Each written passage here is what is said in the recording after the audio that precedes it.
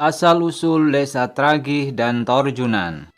Raden Kabul adalah putra dari Raden Bageno, orang Madura Barat yang pertama kali memeluk agama Islam dan juga seorang patih di masa pemerintahan Raja Ragolbo. Setelah Raden Kabul lama nyantri pada Sunan Ampel di Surabaya, Raden Bageno memandang anak laki-lakinya itu telah cukup bekal untuk menyebarkan ilmunya di tanah Madura. Ia pun kemudian memanggilnya pulang dan memintanya mulai berdakwah. Sebelum berdakwah, Raden Bageno meminta petunjuk kepada Yang Maha Kuasa tentang dari mana anaknya itu akan memulai kiprahnya. Ia pun mendapat petunjuk dan kemudian meminta anaknya itu menghadap padanya. Di hadapan anaknya, ia melemparkan lidi ke angkasa dan meminta Raden Kabul mengikuti arah lidi itu terbang. Dikatakannya pula, kelak di tempat lidi itu mendarat, ia harus membersihkan diri dulu dengan melakukan tirakat dan meminta izin pada Yang Maha Kuasa agar hatinya diberikan kekuatan. Raden Kabul pun mematuhi kata-kata ayahnya dengan takdim. Lidi itu ternyata jatuh di sebuah tempat yang sekarang kita kenal sebagai Kelurahan Delpenang, Kecamatan Sampang. Di tempat ia menemukan lidi itu, Raden Kabul kemudian menyepi dalam sebuah liang tanah persegi panjang. Setelah mendapatkan izin dari Yang Maha Kuasa, ia memulai tugasnya. Tempat Raden Kabul menyepi ini kemudian dikenal sebagai Kampung Panyepen, yang berarti tempat penyepian. Dalam menyebarkan agama Islam, Raden Kabul menjumpai banyak sekali tantangan. Tantangan itu berupa watak orang Madura yang keras dan susah untuk diatur. Selain itu, budaya orang Madura yang kurang baik juga menjadikan Raden Kabul harus memutar otak dan memeras keringat untuk berdakwah.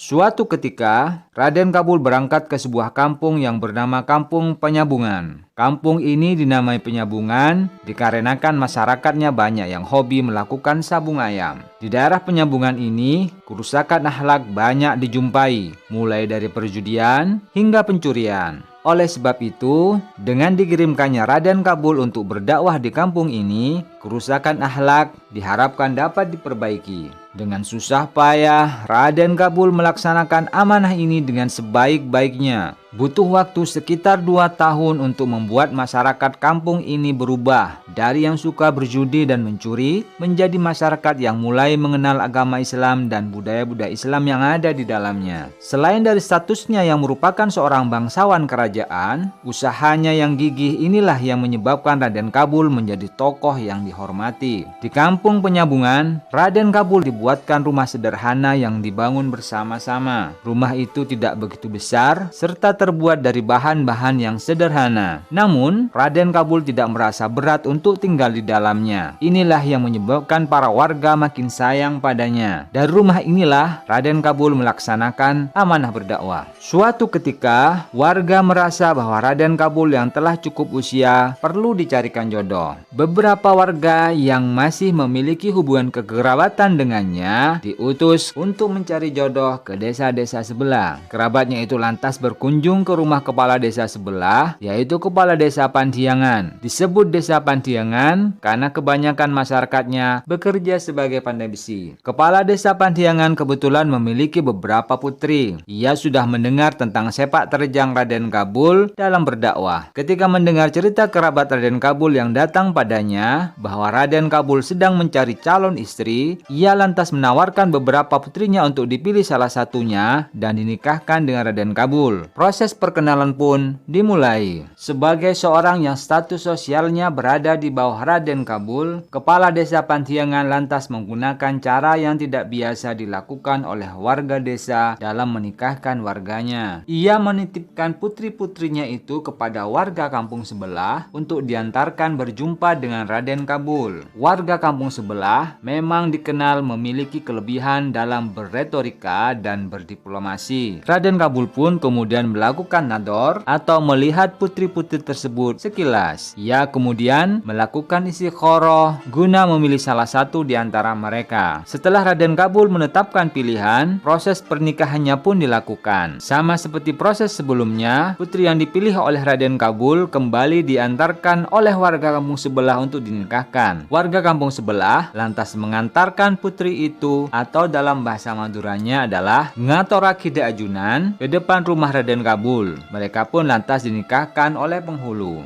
Sejak saat itu, wilayah tempat tinggal Raden Kabul dan istrinya disebut sebagai Desa Torjunan, yang merupakan singkatan dari Ngatorakida Ajunan. Kampung tempat warga yang diberi amanah untuk mengantarkan putri dari kepala desa Pantiangan dikenal sebagai Desa Teraki, yang berasal dari kata ataraki atau antarkan. Semasa hidupnya, Raden Kabul menghasilkan banyak sekali santri yang berkualitas yang kelak melanjutkan tongkat estafetnya untuk berdakwah. Di antara sekian banyak santri, terdapat 3 santri yang oleh masyarakat Madura diposisikan pada tingkat yang tinggi, yaitu Kiai Abdurrahman Agung Rabah dari Pademawu Pamekasan, Abdul Alam Pracen Camplong Sampang, dan Abdul Jabbar Napo Ompen Sampang. Ketiga santri tersebut dianggap memiliki karomah yang tinggi dengan status waliullah. Setelah meninggal, Raden Kabul mendapat gelar Kiai Aji Gunung Sekar. Kiai Aji Gunung memiliki arti yang dalam. Kiai merupakan sebutan tokoh yang sangat dihormati seperti tokoh berdarah biru, yaitu kalangan bangsawan tempo dulu, maupun tokoh yang alim di bidang agama. Sebutan Aji biasanya dipakai bagi kalangan tokoh agama masa lampau di wilayah Madura Barat. Aji merupakan kependekan dari guru mengaji. Setelah Kiai Aji, kemudian diikuti dengan nama tempat domisili. Karena Raden Kabul pada akhir hidupnya berdomisili di Gunung Sekar, maka kata gunung atau lengkapnya Gunung Sekar ditambahkan setelah kata Kiai Aji.